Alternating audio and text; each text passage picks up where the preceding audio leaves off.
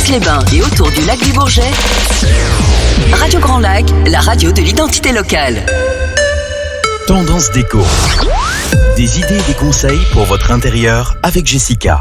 On est ensemble pour 1 heure jusqu'à 14h dans votre émission Tendance Déco, l'émission dédiée à la déco d'intérieur. Alors on est ensemble sur Radio Grand Lac et on va voir aujourd'hui ensemble les différentes étapes pour un projet de rénovation de salle de bain.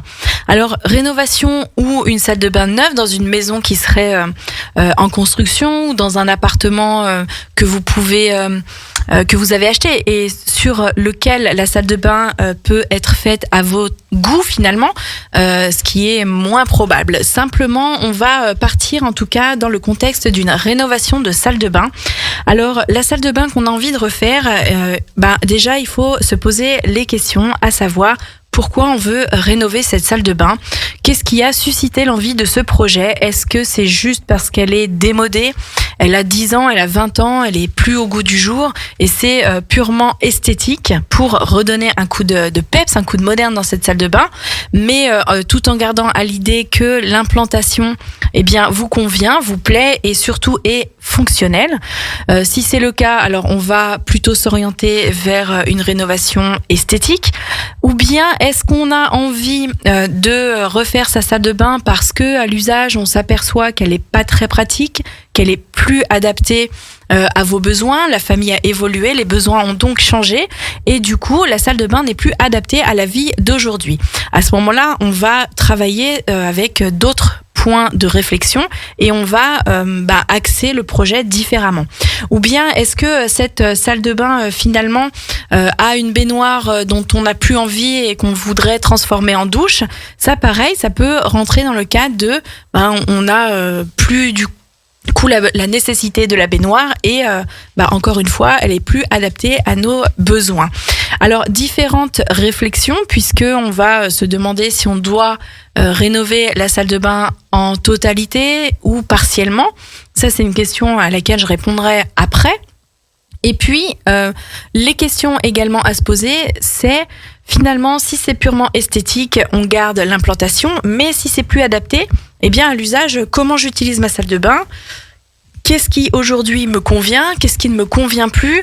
Ou tout est à revoir et par où je commence?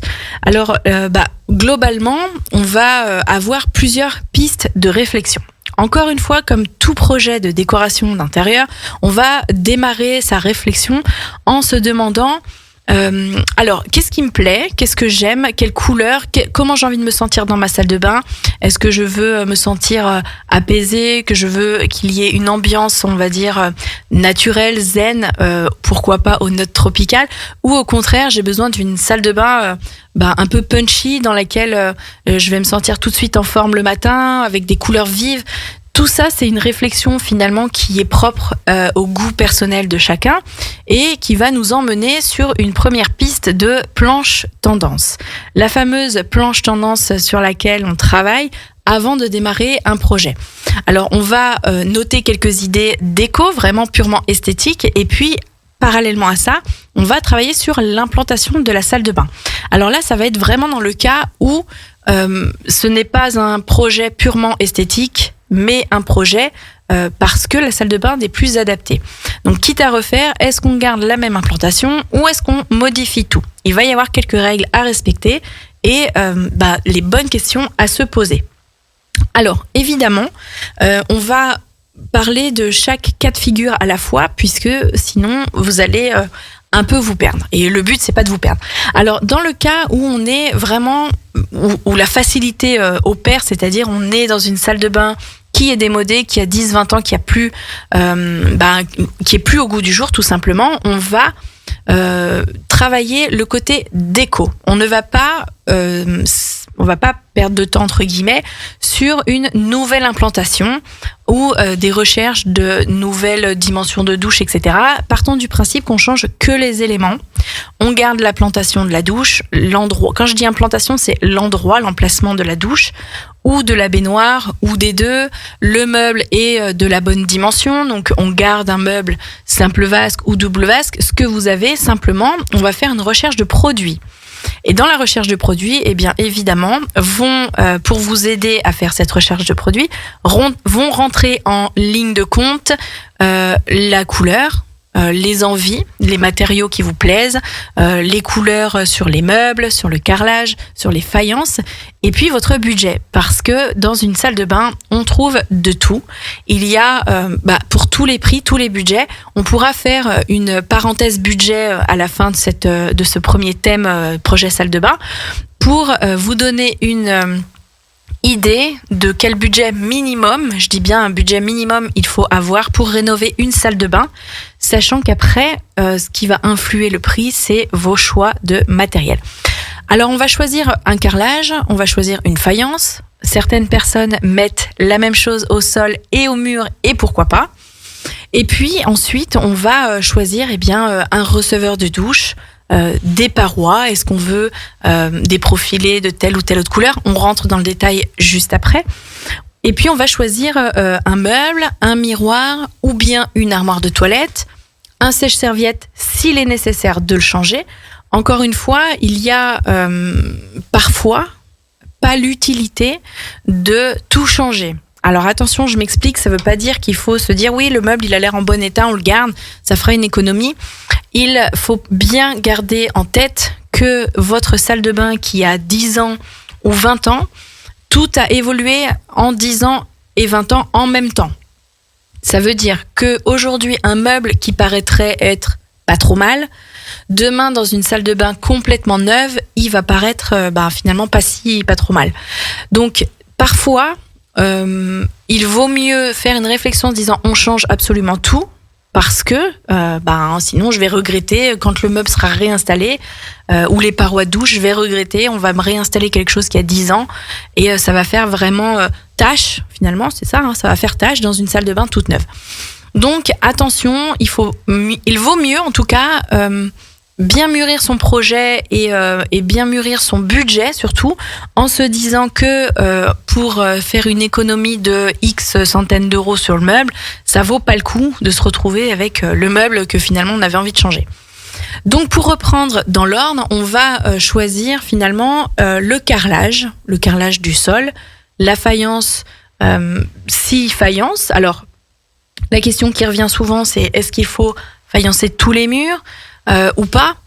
Là, j'ai envie de dire que c'est propre à chacun, sachant que quand même, par souci de praticité d'entretien, faïencer tous les murs, c'est quand même plus pratique. On va finalement se dire, on met juste un peu de faïence au point d'eau et puis on fait de la peinture sur le reste des murs. Par souci économique et au final, des fois, il n'y a pas gros écart puisqu'il y a une reprise de mur importante qui a un coût finalement. Et puis pour l'entretien, quand même, la faïence dans une salle de bain qui est une pièce humide, c'est mieux. C'est quand même mieux de faïencer partout. Alors, on va choisir son carrelage, on va choisir sa faïence. On peut, pourquoi pas, jouer sur des faïences décoratives, de l'uni, des aspects pierre. On peut aussi, pourquoi pas, mettre des aspects bois, du carrelage imitation bois au mur, associé à des faïences plus unies. Et là, on va jouer sur les contrastes. On va jouer, pourquoi pas, sur les espaces de la salle de bain, l'espace douche, l'espace baignoire, ou bien justement au niveau du meuble. Vraiment structurer, encore une fois, les différents espaces et postes de la salle de bain en différenciant les faïences. Alors, les dimensions, ça, pareil, on regardera dans la deuxième partie de l'émission, dans la rubrique des différentes mesures et des aspects techniques à garder en tête pour votre projet de salle de bain. On verra au niveau des dimensions, pareil, la question souvent c'est est-ce que je prends un carreau pas trop grand ou bien une faïence pas trop petite, qu'est-ce qui est mieux, le plus adapté, etc. On verra ça dans une deuxième partie. Alors je continue, on a choisi notre carrelage, nos faïences, on a fait un calpinage travaillé ou quelque chose de tout à fait simple et sobre. On va choisir le receveur de douche si besoin, quelle est la dimension adaptée, ça ce sera plutôt dans le cas où on retravaille toute l'implantation de la salle de bain. Mais le receveur, moi un 90 ça me va bien, on reste là-dessus, une paroi de douche, le meuble et tout ça on va le faire chiffré pour se rendre compte du budget au final qu'il va falloir sortir pour refaire la salle de bain. Évidemment, on fait appel à un professionnel, on fait venir un artisan ou 2 ou 3, tout dépend de vos connaissances, de vos envies et de vos attentes. On essaye de travailler sur recommandation, évidemment. En tout cas, on fait venir des professionnels pour deviser le projet de salle de bain. Plombier, carreleur, électricien, en général, sont les 3 corps de métier nécessaires à cette réalisation. Alors, voilà, une fois qu'on a finalement choisi tout ça, on a choisi les éléments en fonction du budget, on a le prix de la main-d'œuvre et après, il faut surtout anticiper le planning finalement de cette rénovation. Il y a des délais sur certains mobiliers à respecter, et ce qui va nous donner finalement une échéance et de se dire on est OK, on va programmer les travaux pour telle date. Et ensuite, il n'y a plus qu'à. Alors, la démarche est un peu différente dans le cas où c'est une salle de bain à repenser complètement. Là, il y a une réflexion un peu plus importante à faire, à avoir, et il faut d'ailleurs prendre le temps d'avoir cette réflexion-là.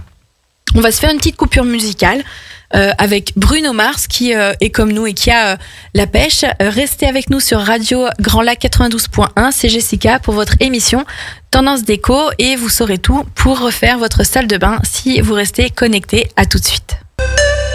Tendance Déco. Des idées et des conseils pour votre intérieur avec Jessica. On est toujours ensemble jusqu'à 14h sur Radio Grand Lac 92.1, le grand bain de la vie locale. Je fais une petite parenthèse avant de reprendre notre projet de salle de bain passionnant à 18h30 ce soir sur Radio Grand Lac. Émission spéciale, il y a du terroir sur la table avec Hilde et dans le but de la préparation du salon du chocolat et des gourmandises ce week-end à Aix-les-Bains au Casino Grand Cercle, il y aura autour de la table et dans le studio les 2 parrains du salon du chocolat, Sébastien Fautrel et Cédric Pernaut, ainsi que tous les chocolatiers qui exposent ce week-end. Donc 18h30, on est au rendez-vous pour écouter cette chouette émission. Alors revenons à nos moutons puisque nous étions en train de parler des étapes et de la marche à suivre pour rénover une salle de bain.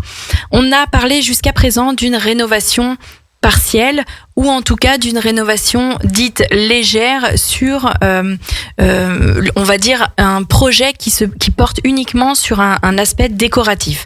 On veut remettre la salle de bain au goût du jour, elle est plus moderne, elle est je vais pas dire vétuste, mais en tout cas elle a bien vécu.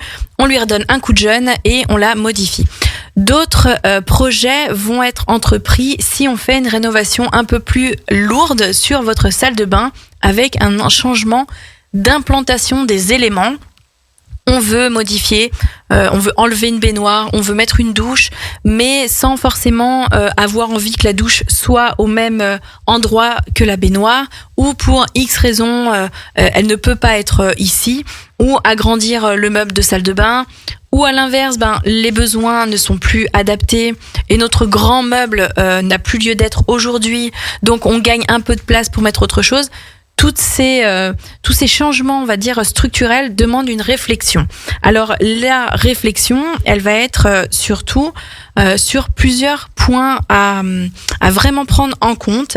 Il va y avoir aussi la durée, la programmation, le timing, etc. Mais avant, quand on entreprend ce projet, il y a 4 étapes, si je puis dire, 4 étapes à suivre. La première, évidemment, c'est de prendre les mesures de votre salle de bain. On mesure, on prend les cotes très exactement, mesure précise de la pièce, et puis on va repérer tout ce qui est point technique. Les écoulements, est-ce qu'il y a des toilettes, puisque les toilettes demandent un écoulement spécifique? Est-ce qu'on a des arrivées d'eau qui peuvent être tirées un peu partout? Est-ce qu'on est libre de faire ce qu'on veut? En prenant déjà toutes les dimensions et en repérant les points techniques, c'est vraiment une étape incontournable, c'est le point de départ de ce projet. Alors, on va évidemment regarder également, alors hauteur sous plafond, on peut checker, même si la plupart du temps on est sur des hauteurs de 2,50 m. Néanmoins, selon finalement l'âge entre guillemets du bien, on peut être amené à avoir des plafonds plus hauts. Donc, est-ce qu'on garde cette hauteur sous plafond haute? Est-ce qu'on veut la diminuer? Et à ce moment-là, eh bien, pourquoi pas créer un faux plafond? Et dans ce faux plafond, on va pouvoir y passer eh bien, de l'électricité, par exemple, pour y installer des spots et ajouter des points d'éclairage, des points lumineux dans la salle de bain. Les emplacements techniques, plomberie, mais aussi électriques. On a une prise de courant qui est à un certain endroit. Est-ce qu'il va falloir la faire déplacer? Est-ce que c'est suffisant? Est-ce qu'on veut en ajouter? Voilà, toutes ces questions, finalement, qu'on va se poser. Ce point de départ, il peut être fait par vous-même. Après, comme je vous le disais juste avant la petite coupure musicale, il faut, dans la mesure du possible, je vous encourage vivement à faire venir des professionnels. Plombiers, artisans, carreleurs, artisans, électriciens, voilà. C'est quand même vraiment avec leur œil averti qu'ils vont vous conseiller et réaliser vos travaux. Après, la question aussi à se poser sur le retravail de cette salle de bain est de savoir si c'est une salle de bain, et c'est l'unique salle de bain de la maison ou de l'appartement, ou bien si c'est une salle de bain secondaire ou qui est amenée à être utilisée uniquement par les enfants ou au contraire par les parents. Voilà, les besoins ne seront pas les mêmes et du coup la réflexion peut se faire dans ce sens-là. Alors la question qui revient vraiment très souvent, c'est on voudrait un meuble double vasque. Est-ce réellement utile? On en a déjà parlé lors d'une émission sur Radio Grand Lac. Est-ce réellement utile? Dans une salle de bain où il y a que les enfants ou que les parents, est-ce que les enfants partent à la même heure? Si oui, eh bien la question ne se pose pas. Il faut deux lavabos, deux vasques. Si c'est les parents, pareil, même question. Et puis, si c'est la salle de bain familiale et puis qu'il y a bouchon le matin, eh bien, encore une fois, c'est utile. Par contre, si c'est une salle de bain secondaire où il n'y a pas les enfants qui utilisent cette salle de bain, eh bien, peut-être que c'est pas utile d'avoir un meuble double vasque, puisque ça va être des coûts supplémentaires qu'on peut éviter. Il va falloir deux vasques, ou en tout cas un plan moulé à deux vasques, deux mitigeurs, un plus grand miroir. Tout ça, c'est des questions qui paraissent être des détails, mais qui néanmoins vont avoir un impact au final sur le budget de la salle de bain, le budget global. Chaque réflexion portée au bout va vous faire penser à une salle de bain adaptée à vos besoins et puis adaptée à votre budget surtout. Alors, on va évidemment aussi se demander si on a une salle de bain dans la maison, une maison familiale. Il est évident qu'on va se poser la question si on garde la baignoire ou pas. Il est conseillé en général d'avoir quand même une baignoire dans une maison s'il n'y a qu'une salle de bain, puisque pour les enfants, c'est quand même pratique et souvent demandé dans le cas d'un rachat ou d'une vente de la maison. Une salle de bain avec une dimension, alors standard, j'aime pas trop utiliser le mot standard, mais on trouve la plupart du temps des baignoires d'une dimension de 170 par 70. Les doubles vasques, il ne faut pas moins de 120 pour que ce soit confortable, parce que sinon, si c'est plus petit, alors déjà vous aurez du mal à trouver un plan de toilette moulé en dessous de 120 avec deux vasques. Mais si, quand bien même vous réussissez, ça risque de pas être très confortable et ça risque de créer des conflits le matin dans la salle de bain. Donc une double vasque, minimum 120. Et puis pour ce qui est de la douche, eh bien on va quand même envisager d'avoir une douche pas plus petite que 90 sur 90. On est 90-90 sur quelque chose pour moi qui est le minimum pour que ce soit confortable. Alors après, plus c'est grand et mieux c'est. Sans dire de tomber dans quelque chose de trop grand puisqu'inutile. Ça sert à rien d'aller mettre une douche, un receveur en tout cas de 180 puisqu'il va vous coûter une certaine somme. Et au final, alors à part si c'est une douche double évidemment, mais si c'est une douche simple, un grand receveur de 180 ne sert à rien quand vous êtes sous la douche. Vous êtes pas sur de l'autre côté du receveur. Donc inutile encore une fois de dépenser de l'argent sur un grand receveur si c'est pas utile.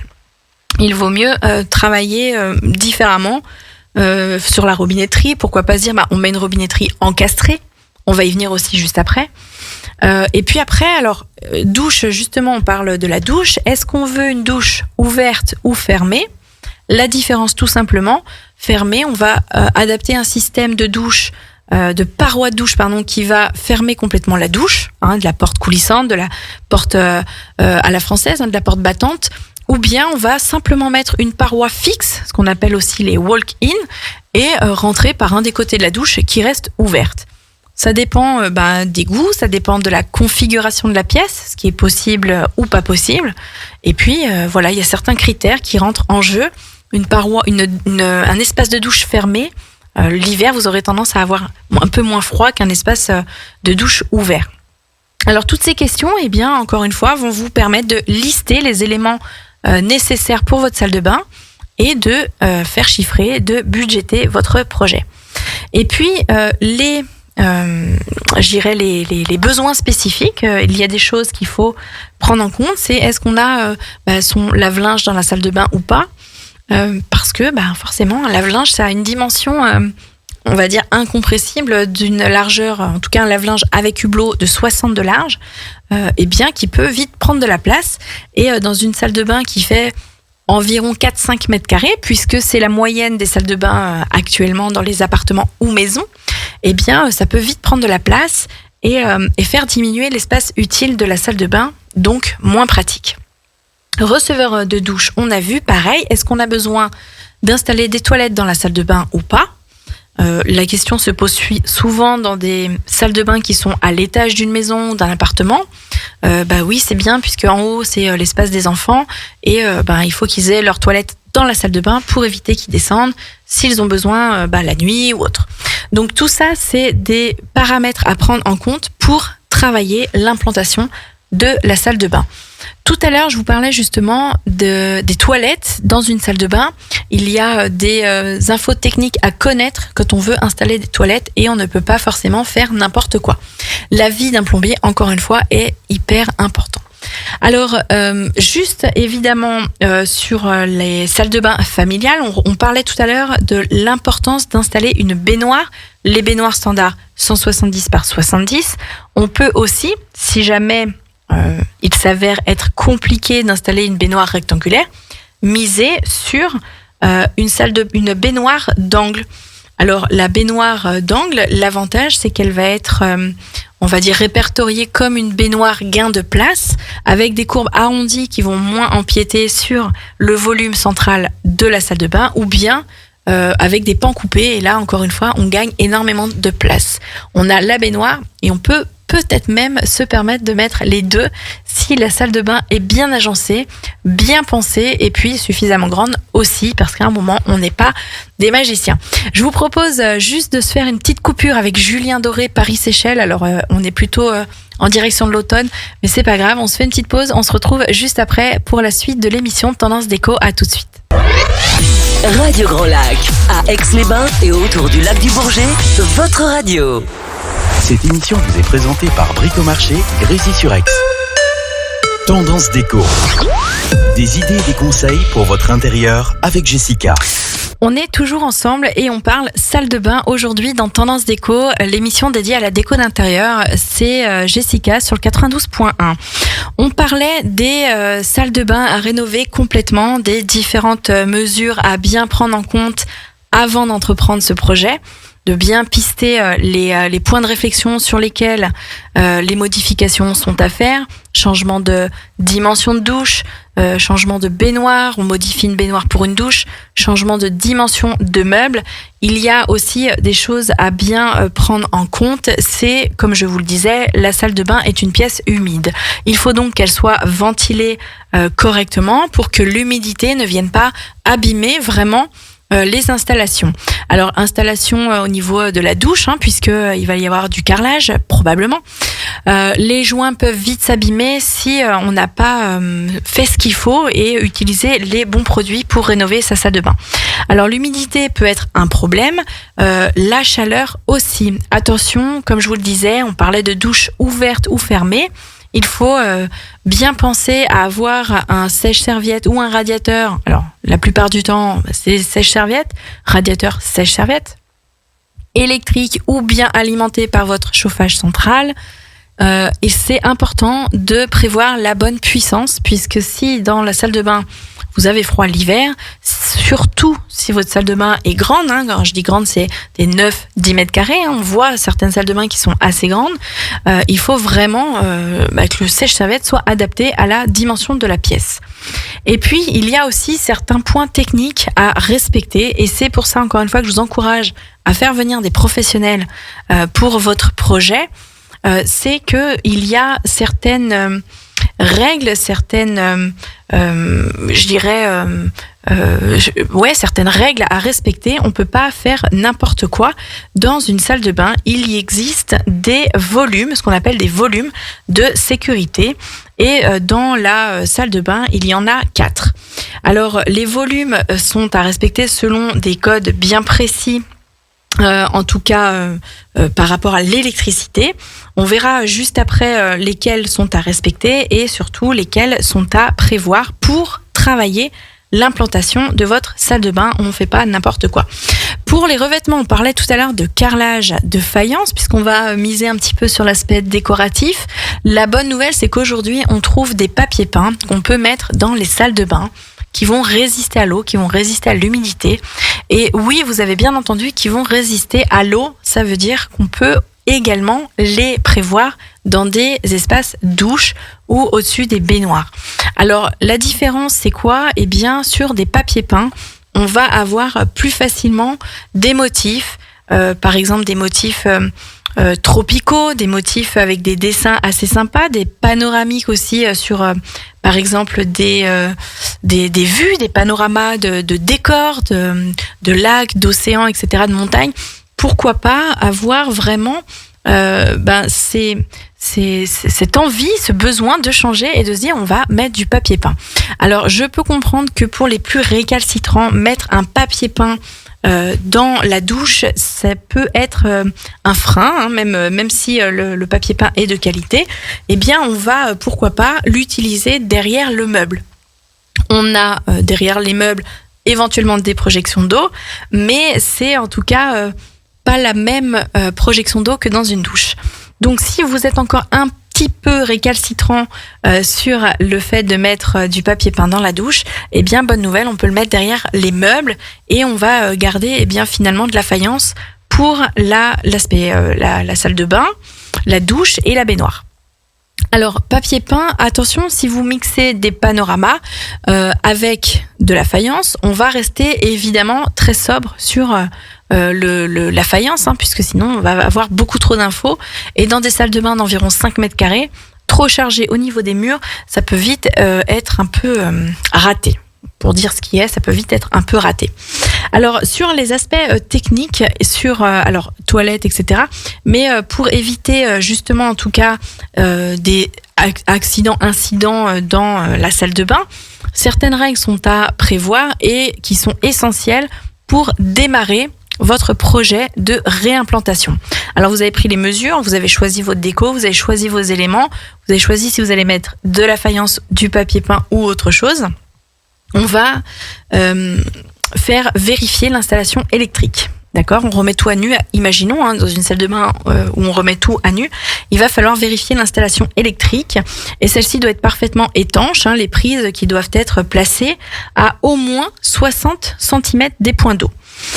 Il faut, comme je vous le disais aussi, il y a les volumes à respecter dans des salles de bain. Et ce sont tout simplement des volumes de sécurité. Il existe 4 volumes qui vraiment doivent être respectés en cas de retravail de votre salle de bain. Le volume 0, tout simplement, qui est, on va dire, qui va être autour des points d'eau, baignoire, douche, quand vous êtes immergé.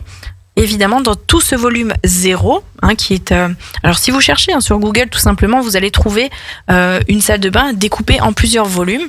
Volume 0, interdiction d'installer tout appareil électrique, aussi simple que ça puisse être, pas d'appareil électrique.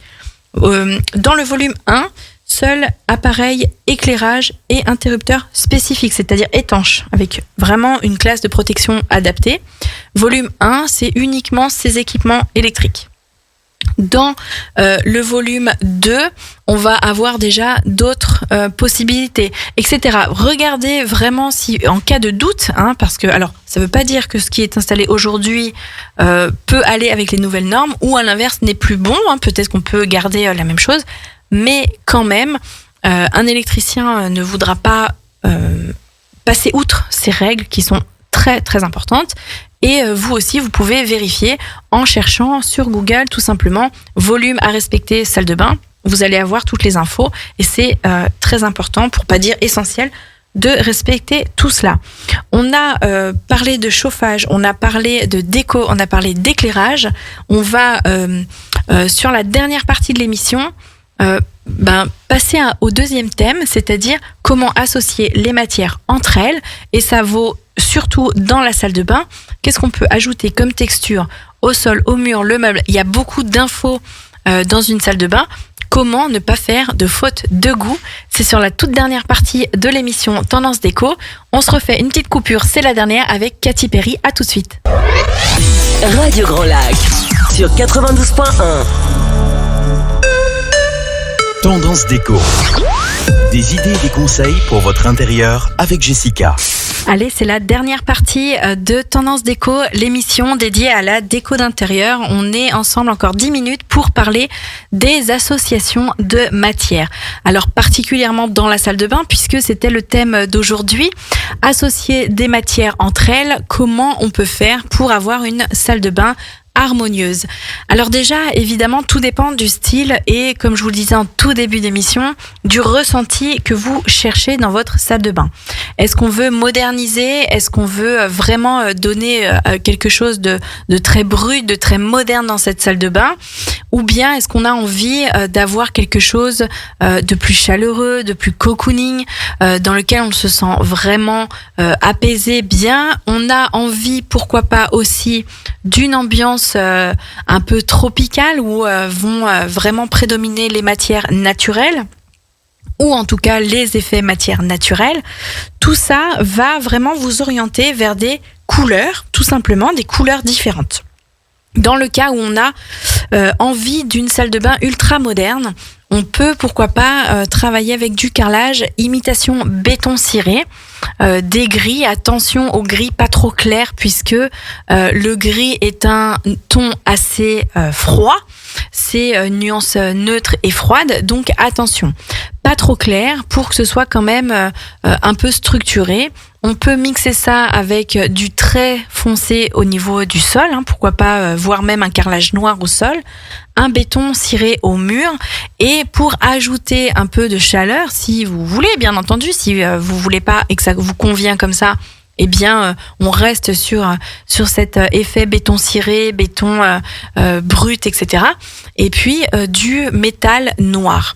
Béton, carrelage béton, métal noir, on va vraiment avoir une ambiance industrielle, très moderne, brute, mais on va être complètement à l'opposé d'une salle de bain cocooning, évidemment. À l'inverse, si on veut une salle de bain cocooning, pourquoi pas miser sur des notes beige, du taupe, du beige, pourquoi pas des travertins si on aime l'effet travertin. Alors travertin vrai ou imitation de travertin à chaque fois. En tout cas, on va être sur des notes beige assez douces et qui vont déjà au contraire du gris, donner une ambiance plus chaleureuse dans votre salle de bain. Attention à pas avoir un sol et un mur trop ton sur ton.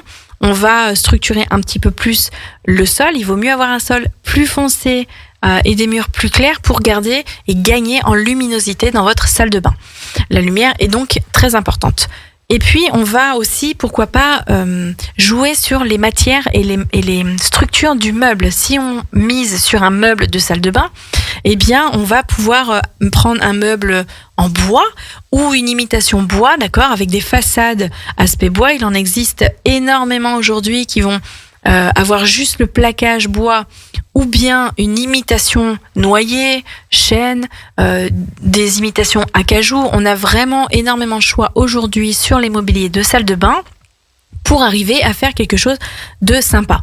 Et puis au niveau du plan vasque, pareil, c'est important puisque on peut miser sur un plan de toilette en céramique avec les vasques moulées intégrées au plan de toilette, ou bien un plan de toilette en bois ou imitation bois ou céramique, où il y en a tellement qu'on aurait encore besoin d'1 heure d'émission, un plan de toilette avec une vasque posée sur le dessus. Et si on a envie d'un côté vraiment d'être au plus proche de la nature dans la salle de bain, eh bien pourquoi pas avoir une vasque en pierre avec vraiment le contour très déstructuré, l'intérieur noir ou gris qui va apporter vraiment du relief et du caractère au plan de toilette et aux meubles en général. Et puis si on a envie vraiment d'associer des matières naturelles, alors on peut très bien avoir du bois au sol. Attention, il va falloir prendre en compte que la salle de bain étant une pièce humide, le bois doit être adapté à la pièce humide si vous voulez du vrai bois. Des bois exotiques existent et c'est donc pas complètement impossible. Néanmoins, attention, carrelage est quand même le matériel parfaitement adapté à un sol de salle de bain puisqu'il est résistant, il va résister à l'humidité et puis il va être facile d'entretien. Carrelage ou sol vinyle, LVT ou autre type de matériaux adaptés en imitation bois, déjà on va rendre la salle de bain extrêmement chaleureuse juste avec un sol imitation bois ou bois. Et puis après on va alléger au niveau des murs et on va miser sur la déco également puisque la salle de bain, eh bien elle a le droit elle aussi à sa déco. Alors il est évident qu'on ne va pas travailler la décoration d'une salle de bain comme un salon ou une chambre ou un bureau. On va vraiment adapter, encore une fois, la déco à cette pièce humide. On va pouvoir mettre, par exemple, des tapis avec des fibres naturelles qui vont apporter ce côté un peu jungle, un peu tropical. On peut miser sur de l'osier, sur du bois, sur tout un tas d'objets, par exemple des portes brosses à dents, des portes savon avec une touche de bois qui vont rendre chaleureux l'espace. On peut très bien faire une association de blanc et bois et là c'est absolument intemporel, ça marche à tous les coups, il n'y a pas de faute de goût. Alors attention, je dis pas ça, il faut pas faire ça systématiquement, sinon tout le monde a une salle de bain blanc et bois. Mais si vous aimez le côté relaxant, épuré, mais quand même en gardant une pointe de chaleur, c'est une association et un combo vraiment parfait. Et puis, encore une fois, la déco, elle peut se faire par touche de couleur avec les accessoires, des tapis, du linge de bain aussi, et aussi des plantes tout simplement. Dans les salles de bain, n'hésitez pas à mettre des plantes qui sont adaptées à la pièce humide, mais qui vont finalement décorer et meubler la salle de bain de façon masquée, si je puis dire, puisqu'on ne va pas ajouter d'éléments décoratifs tels qu'un tableau ou une peinture ou une sculpture, mais une plante décore et à la fois est absolument naturelle. Donc tous ces éléments sont à prendre en compte, l'association des matières entre elles. Un béton, par exemple, pour une salle de bain moderne, peut être associé à du métal, ça peut être par exemple un jambage de lavabo en structure métallique noire pour structurer l'espace. On peut avoir une association de meubles structurés avec une imitation bois au sol et une faïence complètement simple, mais elle aussi qui peut être à la fois lisse et structurée. Et là, on va venir vraiment travailler sur la dimension de la faïence et non pas sur les couleurs. En tout cas, comme je vous le disais tout à l'heure, n'hésitez pas, si vous avez le projet de rénover votre salle de bain, tout savoir sur les volumes à respecter, ce qu'on peut faire en termes d'électricité ou pas, les infos techniques sur les dimensions à respecter pour que ça reste confortable au niveau de la circulation. Et puis, eh bien, renseignez-vous sur le net dans différents showrooms qui existent sur le bassin et autour du lac du Bourget. Et puis, évidemment, faites venir des artisans qui vont peut-être vous alerter sur certains points de vigilance à avoir sur votre salle de bain qui est en place et sur justement ce que vous pourrez faire ou ne pas faire dans un futur projet. Ça évite parfois des déceptions et des désillusions. En tout cas, cette émission Tendance Déco est finie. Malheureusement, il est déjà 14h, donc je vais devoir rendre le micro. Je vous rappelle juste, avant de vous quitter pour vous retrouver dans 15 jours, que ce soir à 18h30, je vous le rappelle, l'émission spéciale avec Hilde, il y a du terroir sur la table, spécial Salon du chocolat et des gourmandises qui se tient ce week-end et organisé par Radio Grand Lac. Les deux parrains seront là également, Sébastien Fautrel et Cédric Pernaud. Je vous dis donc à tout à l'heure, 18h30. Restez bien à l'écoute sur Radio Grand Lac. Et moi, je vous dis à dans 15 jours pour une nouvelle émission d'astuces et de conseils déco. Très bonne semaine à tous.